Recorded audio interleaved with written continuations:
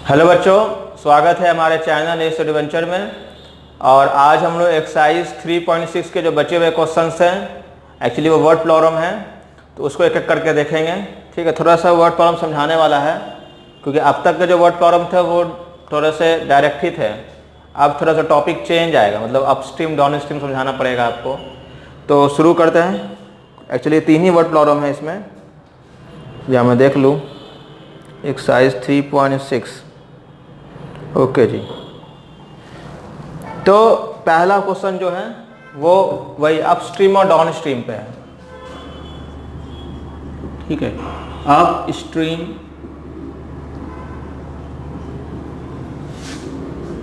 Down stream, क्या होता है ये अपस्ट्रीम और डाउन स्ट्रीम, समझो। पहले हेडिंग को समझा देते हैं क्या है, उसके बाद। ठीक है, मान लीजिए इस तरह से ये एक नदी है और उस नदी में पानी ऐसे बह रहा है, ऐसे ऐसे ऐसे पानी बह रहा है, मान लो। अब ये मैंने बोला सर ऐसे ऐसे क्यों बह रहा है, ऐसे ऐसे क्यों नहीं बह रहा है। ठीक है ना, इस तरह से पानी बह रहा है, ऐसा। तो पानी फ्लो करने का ये रफ्तार है, मतलब इस तरफ जा रहा है पानी, है ना। जो भी हवा का दिशा होता है उसी दिशा में पानी बह जाता है। तो इस तरह से ये पानी ऐसे ऐसे बह रहा है। और मान लीजिए कि आपका नाव, यहाँ पर आपका नाव है और आपको यहाँ से इस तरफ जाना है, मतलब आपको जाना है इस तरफ। और नदी जो बह रहा है, जो रिवर फ्लो कर रहा है, रिवर फ्लो, वो आपके विरुद्ध दिशा में है। मतलब नदी का जो बहने की दिशा है और नाव के बहने की दिशा है, वो दोनों विपरीत है, अपोजिट है।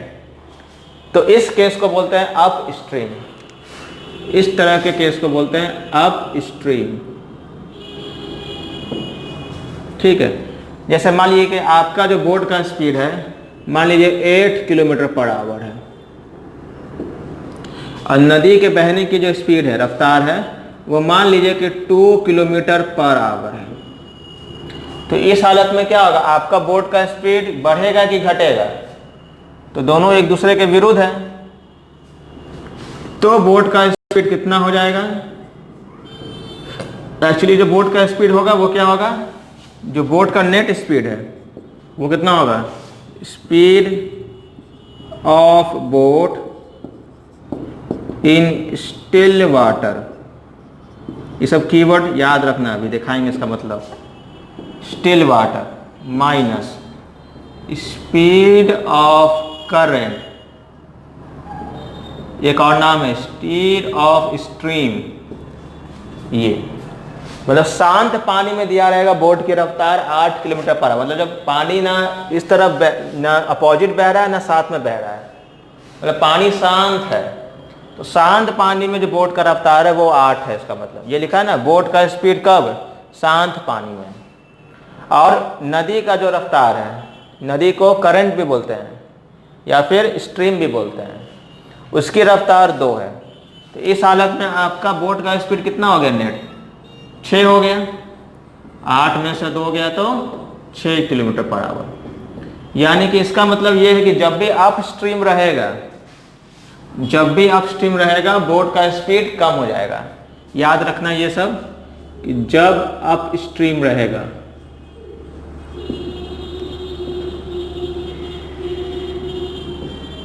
जब अपस्ट्रीम रहेगा, बोट का स्पीड सब्ट्रैक्ट करना है, बोट का स्पीड कम हो जाएगा, ऐसा याद रखो, कम हो जाएगा। इतना समझ में आया? हम चाहते हैं इसको अब लिख लीजिए, क्योंकि अपस्ट्रीम डाउन स्ट्रीम जब क्वाड्रेटिक पढ़ेंगे वहां भी इसका क्वेश्चंस आते हैं, इसीलिए ये सब थोड़ा सा इंपॉर्टेंट है। बच्चा भूल जाता है। वर्ड प्रॉब्लम मेनली 2-3 साल से देख रहे हैं, इसी से आ रहा है। हो गया? अपस्ट्रीम का मतलब अब मेरे ख्याल से सबको समझ में आ गया। अपस्ट्रीम क्या होता है? बोट की दिशा से विरुद्ध में पानी का बहाव जा रहा है, तो उसमें क्या आता है, उस हालत में बोट का स्पीड क्या होता है? कम हो जाता है। मतलब बोट का स्पीड में से रिवर का स्पीड को घटाने से ही आता है।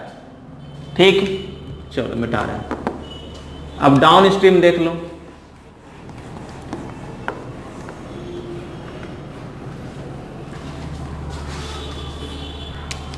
मान लो कि ऐसे आपका नदी है, इस तरह से वही चीज़ है, और ये नदी ऐसे ही बह रहा है जैसे बहना चाहिए, ऐसे इसका पानी ऐसे ही बह रहा है, ये रिवर फ्लो है। और वही रिवर फ्लो का जो रफ्तार था वो 2 है, और आपका बोट यहाँ है मान लो अब, और आपके बोट को भी ऐसे ही जाना है।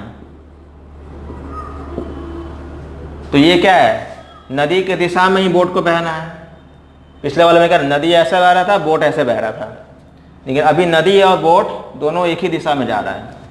तो इस केस को बोलते हैं डाउन स्ट्रीम। डाउन स्ट्रीम, तो देख ही रहे हैं डाउन स्ट्रीम में क्या होता है, रिवर का स्पीड भी बोट के स्पीड में जुड़ जाएगा।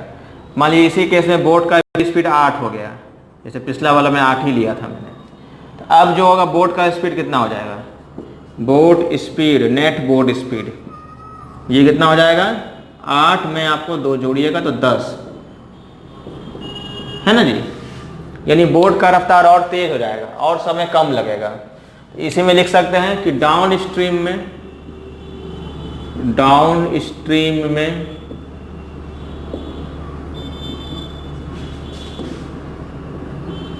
बोट का स्पीड ज्यादा हो जाता है, ज्यादा हो जाता है। ये बातें याद रखोगे तो ही क्वेश्चन हिलेगा। क्वेश्चन रटने से थोड़ी ना होता है, टीचर रटवा लेते हैं कि x minus y, x plus y, वो भी होगा इसमें, लेकिन कायदे से समझ के करेंगे। ठीक, इतना एक्सप्लेनेशन करने के बाद अब क्वेश्चन में घुसते हैं। ठीक है, चलो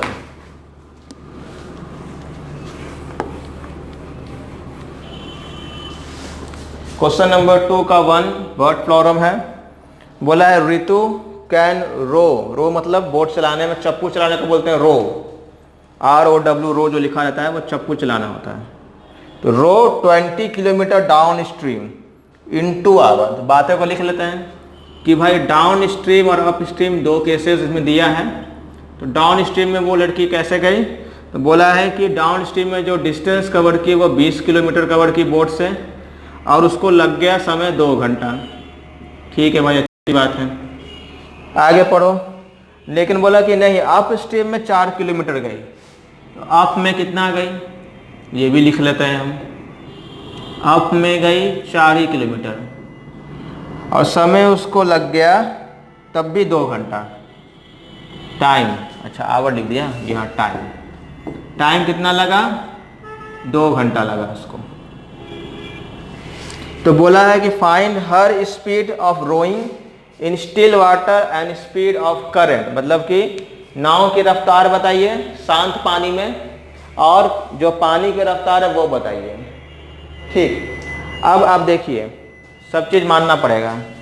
मान लीजिए कि लेट स्पीड ऑफ बोट, पहले तो यही मांगा है ना, बोट की स्पीड इन स्टिल वाटर, ऐसे ही आपको भी लिखना है एग्जाम में। ये है x किलोमीटर पर आवर। और मान लीजिए कि let speed of stream, stream मतलब पानी, पानी के बहाव, ये दिया हुआ है मान लीजिए y। अच्छा, अब सुनो, जब डाउन स्ट्रीम है तो बोट का स्पीड में पानी का स्पीड जोड़ देते हैं, और जब अप स्ट्रीम है तो बोट का स्पीड में पानी का स्पीड घटा देते हैं। तो ये काम आप करेंगे, पहले लिखेंगे कि speed of boat, speed of boat in up stream, ये कितना होगा, तो बोट में से स्पीड ऑफ वाटर घटाना है। बच्चा उल्टा करके चला जाता है, बोट ज्यादा स्पीड का होगा, पानी का स्पीड कम होगा। अगर पानी का स्पीड ज्यादा होगा तो बोट तो ऐसे भी नहीं चलेगा। ठीक है, इसलिए बोट में से पानी का स्पीड घटाना है। और speed of boat in down stream, ये कितना होगा, x प्लस वाई। स्पीड है तो चूंकि किलोमीटर पर आवर में ये रफ्तार रहेगी। पहला क्वेश्चन ऐसा मिला, इसलिए पूरा अच्छे से एक्सप्लेन कर रहे हैं, अच्छे से देखो। 4 नंबर 5 नंबर अगर आ गया तो आपका मार्क्स बढ़ जाएगा। अच्छा, अब बताओ, दो तीन बातें इसमें कर ली। जैसे टाइम का फॉर्मूला क्या होता है? टाइम का फॉर्मूला होता है डिस्टेंस बाय स्पीड, यही ना होता है। तो आओ यहाँ पर टाइम लिखोगे, तो ये टाइम लगा 2 घंटा डाउन स्ट्रीम में, तो लिख देते हैं। अब इक्वेशन तैयार हो रहा है, देख लो जी, यहाँ पर इक्वेशन तैयार कर रहे हैं अभी। सॉल्व तो 2 मिनट में हो जाएगा, इक्वेशन सही से तैयार करेंगे। तो बताइए, डाउन स्ट्रीम में टाइम लगा 2 घंटा, तो लिखेंगे टाइम 2 घंटा। डिस्टेंस कितना चला? बोलो 20 चला, तो लिखो 20। ओके, अब डाउन स्ट्रीम में बोट की रफ्तार कितनी है? x प्लस वाई के x minus y? x plus y, तो लिख दो x प्लस वाई, खत्म। ये 2 से 2 काटो, 10 बार में गया, x प्लस वाई इधर हटाओ, तो आ गया x plus Y equal to 10। This is our first equation. तो बनने को तो बहुत सिंपल बना, लेकिन एक्सप्लेन कितना करना पड़ा, सोचना कितना पड़ता है। ठीक है, अब आओ डाउन स्ट्रीम में, आप खुद भी लिख सकते हो अपने से भी। बताओ, डाउन स्ट्रीम में टाइम लगा भाई 2 घंटा, तो लिख दिया 2 घंटा। डिस्टेंस कितना चला? 4 ही चला, तो लिख दिया 4। अब रफ्तार कितनी है डाउन स्ट्रीम में, सॉरी अप स्ट्रीम में? x माइनस वाई, तो लिखिए x minus y. Distance by speed equal to time. 2 से ये 2 बार में गया, तो x माइनस वाई इधर क्रॉस मल्टीप्लाई करो, x माइनस वाई आ गया 2। This is our second equation. अब क्या करेंगे? अब बस सॉल्व करेंगे, बहुत आसान है, मुंह जमाने भी सॉल्व कर सकते हो उसको, लेकिन पेपर पेन एंड पेपर पे सॉल्व करेंगे इसको।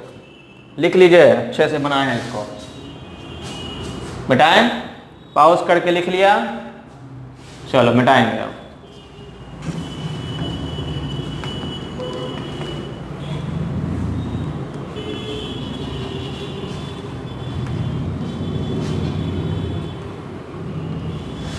अब बताओ, दोनों इक्वेशन को यहाँ लिख देते हैं, x plus Y equal to 10 और x minus y equal to 2।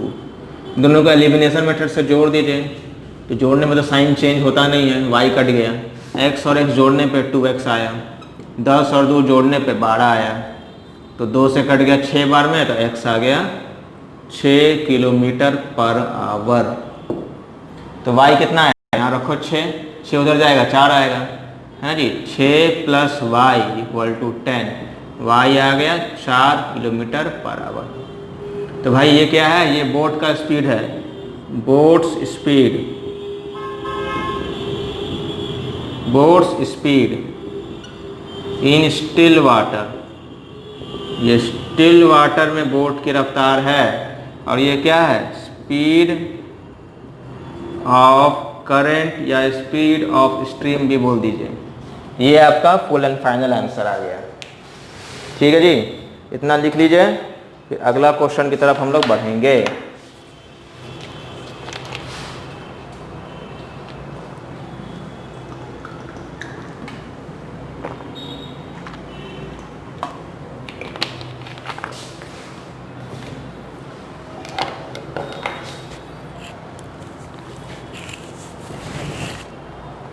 Okay जी, चलिए मिटाएं। Okay,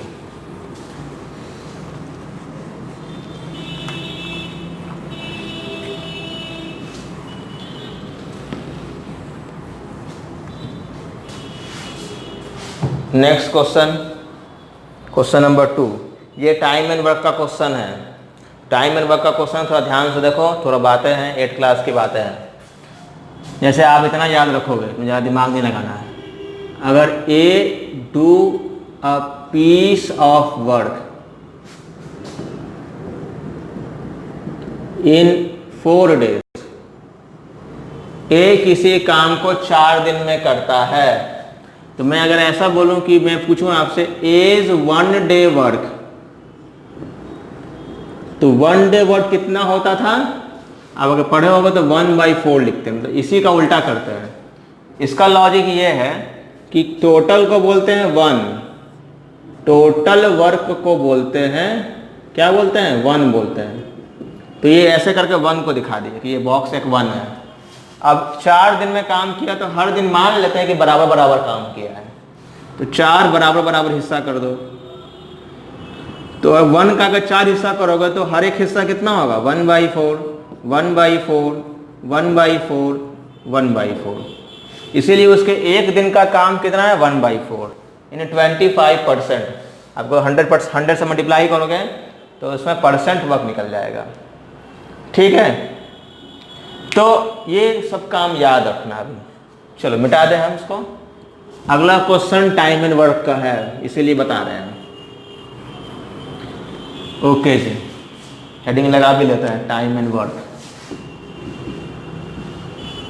time and work. चलो शुरू करें क्वेश्चन। क्वेश्चन को पढ़ेंगे।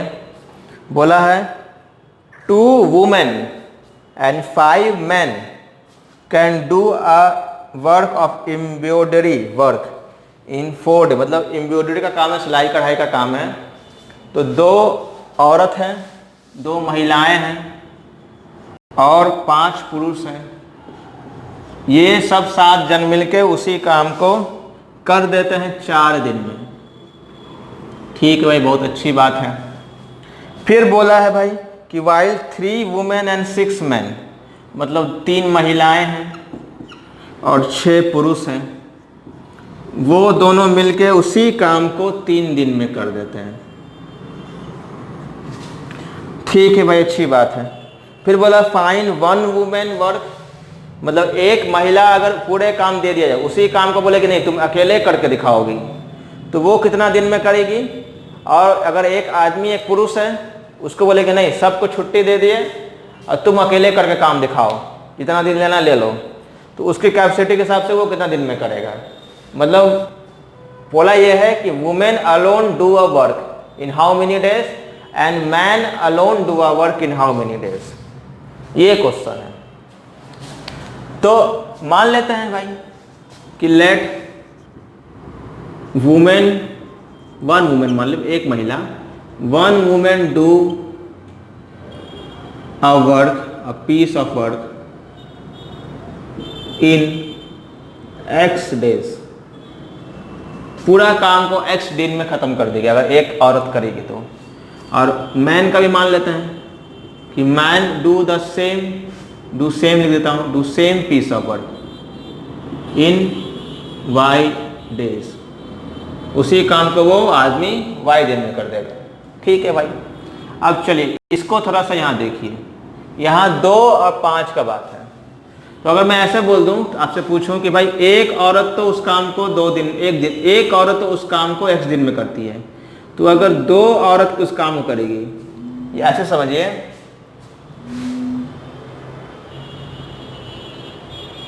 ऐसे समझिए कि यहां लिखते हैं, देखो 1 वुमेन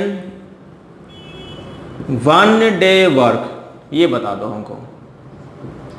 अगर एक महिला एक काम को X दिन में करती है तो उसके एक दिन का काम कितना होगा, 1/X होगा।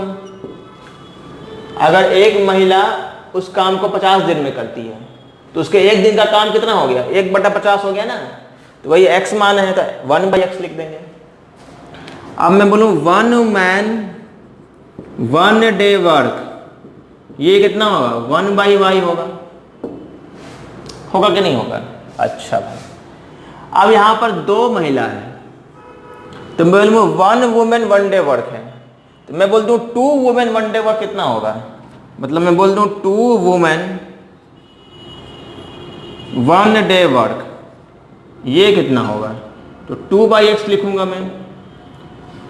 समझ रहे हो, 1 मैन 1 डे वर्क है 1/Y, तो अब कितना मैन है, 5 आदमी हैं, तो मैं बोल दूं 5 मैन 1 डे वर्क कितना होगा, तो मैं 5 से गुना कर दूंगा, 5/Y। ठीक। अब इसी को मैं देखो क्या लिख रहा हूं, इक्वेशन बना के कि भाई दोनों मिलके 4 दिन में करता है, तो इन दोनों के एक दिन का काम 1/4 होगा। तो वही ना आया एक दिन का काम, सबके तो एक ही दिन का काम आया है। तो आप इसको ऐसे जोड़ के लिखोगे कि 2/X + 5/Y = 4 नहीं लिखोगे, लिखोगे क्या, 1/4 लिखोगे। समझ रहे हो, मतलब आप ऐसे समझो कि ये है, ऐसे लिखते हैं यहाँ पे, देखो समझो, वन वुमेन नहीं, 2 वुमेन प्लस 5 मैन पूरे काम को 4 दिन में करता है। तो 2 women plus 5 man 1 day work कितना होगा? 1/4 होगा। तो इस दोनों का 1 डे वर्क कितना आया? 2/x प्लस 5/y, जोड़े कितना होगा? 1/4 होगा। ये आपका पहला इक्वेशन आया। इस तरह का एक ही क्वेश्चन, 2 ही क्वेश्चन है, इसलिए ठीक से समझो। ठीक, इतना लिखो, फिर मैं मिटाऊंगा। हो गया? चलो, कहाँ मिटाऊं? यहां मिटाऊंगा, बस ये वाला,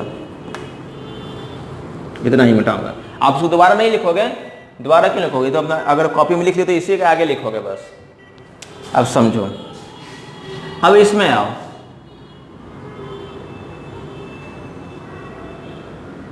थ्री वुमेन एंड 6 मैन। तो भाई एक वुमेन एक दिन के काम को 1/x दिन में करती है, तो यहां बोलूंगा मैं 3 वुमेन के एक दिन का काम कितना है, तो 3/x लिखूंगा मैं। हो गया इसका। फिर बोलो 6 आदमी है जी, तो 6 आदमी यानी 6 मैन एक दिन के काम को कितने दिन में करेंगे? एक दिन में कितना काम करेंगे मतलब? तो ये कितना हो जाएगा? 6/y लिखूंगा मैं, 6/y। अब वही यहां पर बताओ कि अगर मैं बोल दूं 3 women plus 6 man 1 day work कितना होगा? तो यहां कितना है? 3 डेज। तो यहां कितना लिखूंगा? 1/3 डेज लिखूंगा, 1/3 लिखूंगा मतलब। अब यहां से बेटा ये कितना आया एक दिन का काम? 3/x प्लस 6/y, यही ना आया 1/3। ये आपका दूसरा इक्वेशन आ गया बेटा, याद रखना। तो थोड़ा सा जटिल है समझना, क्योंकि यहाँ पर 2 आदमी हैं, दोनों को क्या करना है, क्योंकि 2 आदमी नहीं है, दो आदमी, एक आदमी एक औरत है, उनमें भी संख्या अलग अलग है सबकी, तो ये थोड़ा टफ हो जाता है। एक ही क्वेश्चन आएगा, हिला के रख देगा अच्छा से। चलो लिख लो जल्दी से। अब इसे सॉल्व करना है, सॉल्व करना तो आप जानते ही हो, क्योंकि हमने रिड्यूसिबल फॉर्म किया है। इसको क्या 1/u मान लोगे? u मान लोगे मतलब ऐसे करके बना लेंगे हम लोग। चलो मिटाऊं पूरा, बस सॉल्व करना है।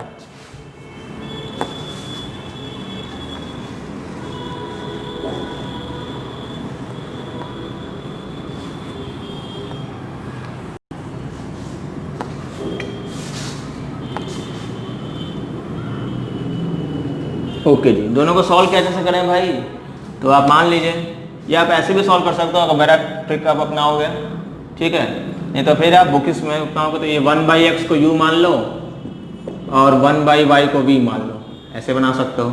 ये कितना हो जाएगा? ये 2/2u plus 5v equal to 1/4 है ना। ये कितना हो जाएगा? 3u plus 6v equal to 1/3 है ना।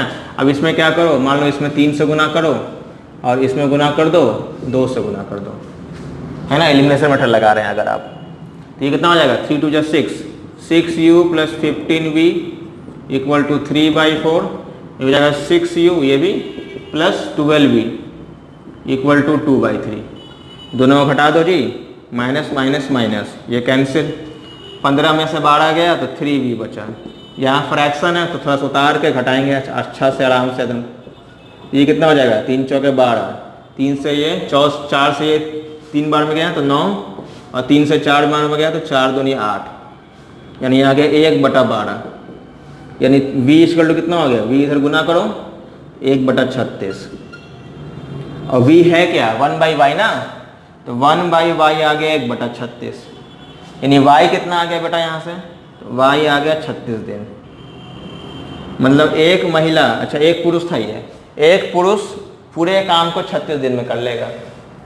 अब आओ x निकालते हैं, तो x के पहले u निकालते हैं। v कितना है? 1/36 ना। अच्छा जी, एक काम करो, y का वैल्यू भी रख सकते हो यहाँ पे, यहाँ भी रख सकते हो, यहाँ भी रख सकते हो। v निकालो, ज़्यादा अच्छा u निकाल लेते हैं। चलो v आ गया 1/36, यहाँ रख दो। 2u प्लस 5/36 इक्वल टू 1/4, समझिए। v की जगह 1/36, 36 नीचे लिख देंगे। इसको उठा के इधर रख दो, तो 2u इक्वल टू 1/4 माइनस 5/36, तो ये 36 आ गया। तो 4 से ये 9 बार में गया और 36 से 36 बार में गया, 36 से 36 बार में गया, तो ये एक बार चला गया, नहीं एक बार में गया। तो 2u आ गया, 5 में से 9 गया तो 4/36, 4 से ये कितना बार में जाएगा, 9 बार में, यानी यहाँ से आपका u कितना आ गया बेटा, 1/8। 2 इधर क्रॉस मल्टीप्लाई कर दिए, 1/8 आ गया। चलो आओ,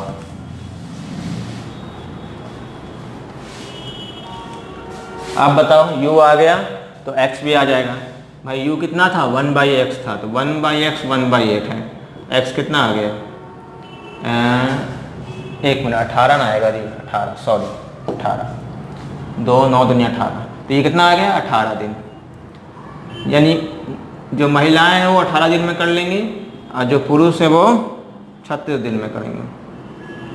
ठीक है, देख लेना एक्स वाई क्या माना, तो उल्टा बोल रहा हूँ क्या, ठीक है जी। तो ये टाइम एंड वर्क का भी क्वेश्चन यहाँ पर आपने समझा। लंबा क्वेश्चन होते हैं, ऐसे ही दिखाना है, शॉर्टकट मारोगे नंबर नहीं देगा। नेक्स्ट क्वेश्चन की तरफ बढ़ें। लास्ट क्वेश्चन डिस्टेंस टाइम से है, ठीक है।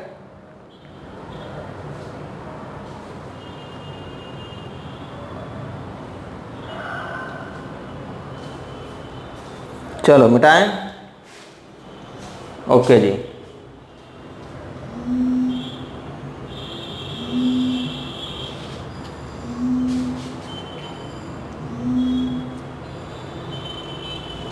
चलो मिटा रहे हैं।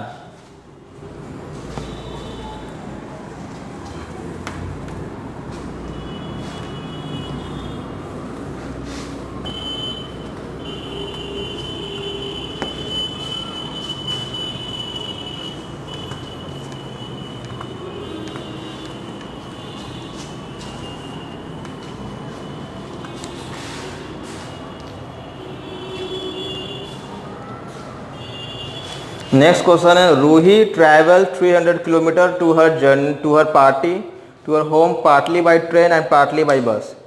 ठीक है भाई, चलो इसमें डायग्राम थोड़ा बना देते हैं।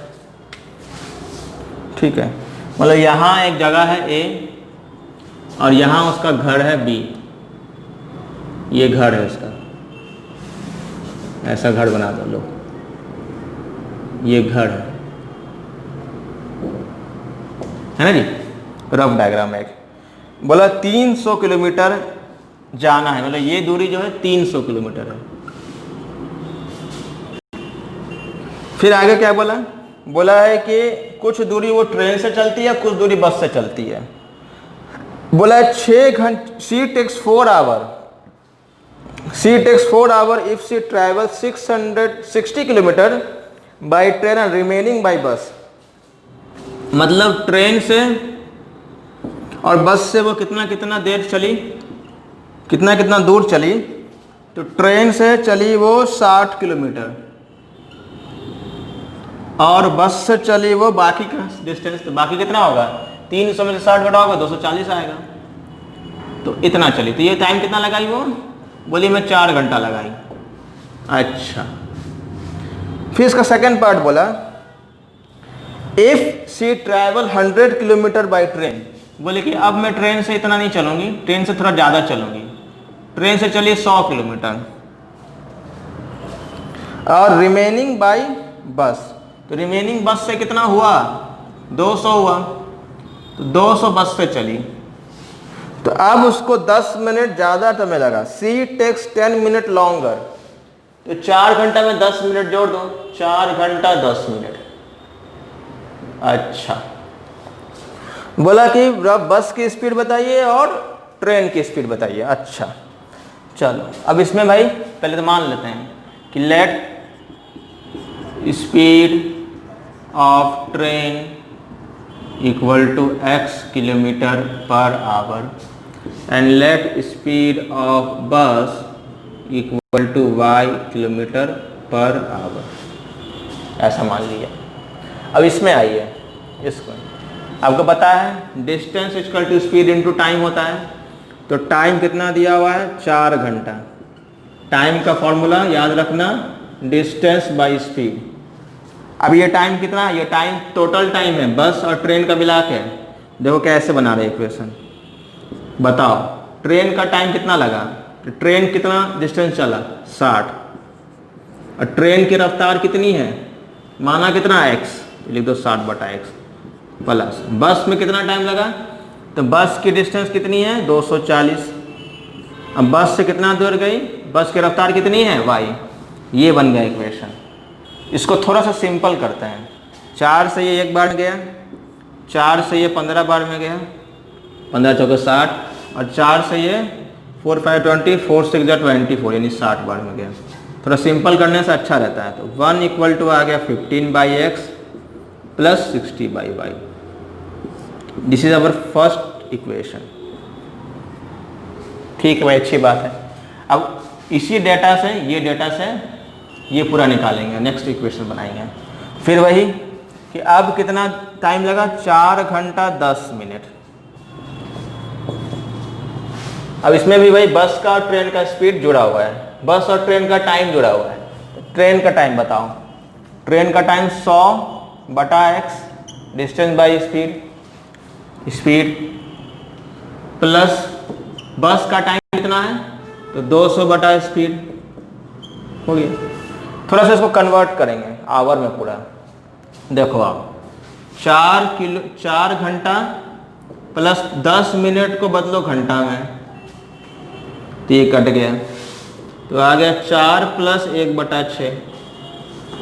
इसको एलसीएम ले लो, तो 6 चौके 24 और 1 25, ये क्या लिखेंगे 25/6। ठीक, कोई दिक्कत नहीं, दिक्कत है तो लिख लो यहाँ पे पहले। चलो मिटाएं, ओके, ये आ गया। अब ये कितना है 100/6, 100/x और 200/y। चलो 25 से 1 बार में गया, 25 से 4 बार में गया, 25 से 8 बार में। 25 का पारा नहीं आता, 5 से काट के भी देख सकते हो। 25 का पारा ऐसे याद रखा करो, बहुत काम आता है। ये ऐसे आ गया। अब क्या करना है, दोनों को सॉल्व करना है। यहाँ पर अगर मैं छोड़ दूँ तो समझदार बच्चे इसको सॉल्व कर लेंगे, क्योंकि बहुत बार सॉल्व किया है इक्वेशन। 1/u 1/v मान लेंगे। चलो ये हो गया क्वेश्चन, यहाँ पर खत्म। बस इसके बाद सॉल्व करना है। मिटाएं पूरा, चलो मिटा रहे हैं।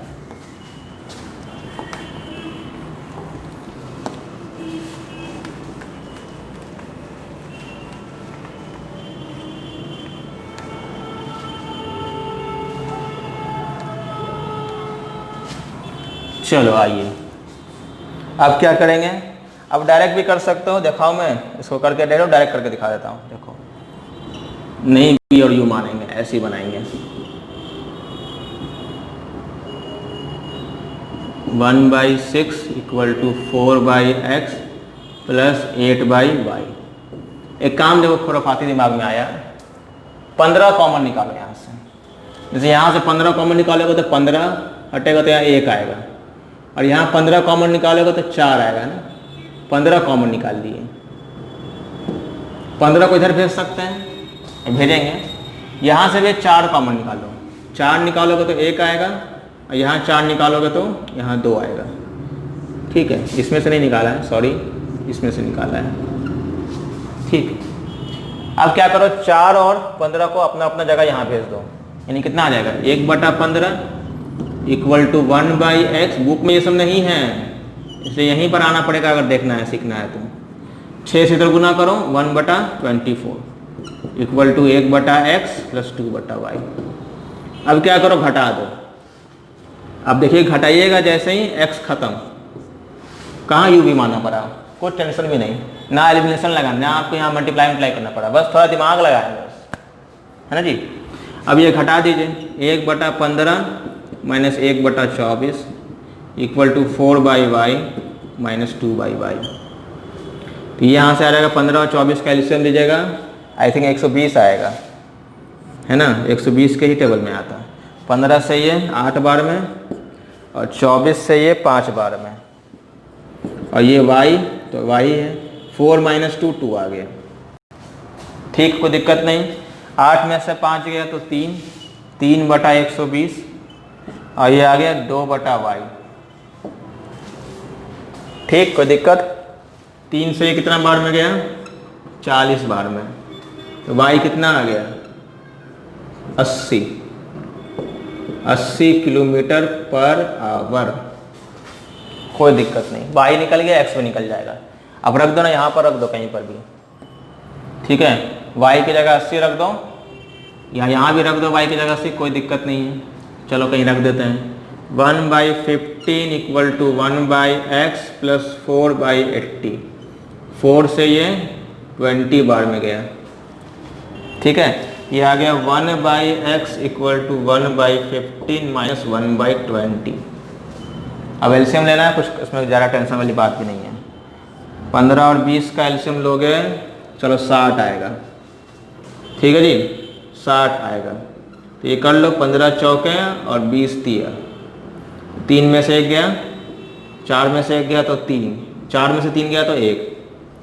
x कितना आ गया? x आ गया 60, यानी आपका x आ गया 60 किलोमीटर पर आवर। ट्रेन का स्पीड है 60 किलोमीटर पर आवर और बस का स्पीड है 80 किलोमीटर पर आवर। ये आपका आंसर एकदम सही है, मैच कर रहा है। हो गया? आई थिंक यही था आपका।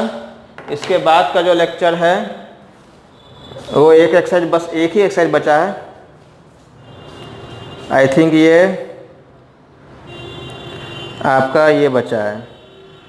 अच्छा, ये भी पूरा वर्ड प्रॉब्लम पे है, ठीक है। हम देखेंगे हम लोग इसको भी। आई थिंक कितने वर्ड प्रॉब्लम में देख लूँ, 1 4 5 6, उसमें भी बहुत ज़्यादा इसमें वर्ड प्रॉब्लम है।